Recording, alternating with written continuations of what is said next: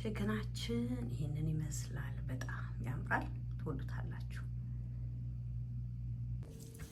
ሰላም ቤተሰብ እንዴት ናችሁ? ዛሬ ደግሞ ዶሮ እንዴት አድርገን እንደምንቀመም እናያለን ማለት ነው። እንዴት አድርገን እንደምናስቀምጥ መጀመሪያ በደንብ አጥቤዋለሁ። እንደዚህ ድርቅ እናደርገዋለን ማለት ነው። ቀጥለን ይሄ የሎሚ ጁስ ነው። እንደዚህ እናደርገዋለን። እሺ 3 ማንኪያ በዚህ ኦሊቭ ኦይል እናደርጋለን። ይሄ የተፈጨ ነጭ ሽንኩርት ግማሽ ማንኪያ ነው። 1 ማንኪያ ፓፕሪካ እናደርጋለን። ይሄ ሶልት ፔፐር ነው። ይሄ ደግሞ የተፈጨ ነጭ ቀይ ሽንኩርት ነው። የኢታሊ ሲዝን ነው። ይሄ ማር ነው። 1 ማንኪያ ማር። ይሄ የተፈጨ ነጭ ሽንኩርት ነው። ይሄ ሌመን ፔፐር ነው። ግማሽ ማንኪያ ነው። ይሄ ደግሞ ብላክ ፔፐር ነው።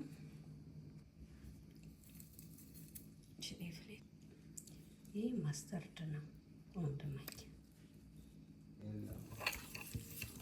ሁሉንም በአንድ ላይ እንደዚህ እናቀላቅለዋለን ማለት ነው። በደንብ አድርገን እናተዋለን። ለምንድን ነው እንደዚህ የምናደርገው? ቴስቱ ቺክን ላይ እንዲሆን ቅመሙ በአንድ ላይ መዋሃድ ስላለብን። እሺ እንግዲህ ይሄንን እዚህ ላይ እናደርገዋለን ማለት ነው።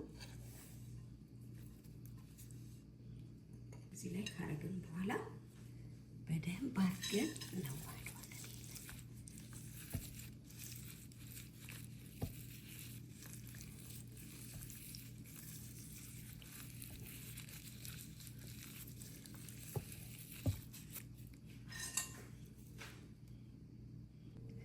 ይኸው እንግዲህ በደንብ አድርጌ እንደዚህ አድርጌ አሽቸዋለሁ። ቅመሙ ወደ ውስጥ እንዲገባ እንደዚህ በደንብ ነው ያሸሁት።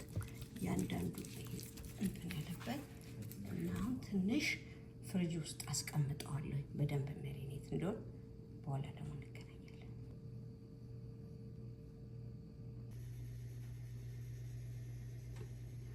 እሺ ቺክናችን አሁን ኦቨን ውስጥ እየከተትን ነው።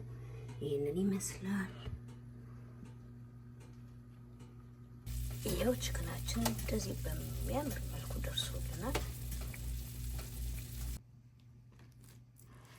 እንግዲህ ዶሮአችን በዚህ መልኩ አልቋል። እንደዚህ ያምራል። በጣም ቆንጆ ነው።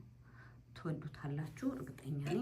በጣም ቆንጆ ነው እና እንቅመሰው ምን እንደሚል እንግዲህ ይቀመሳል።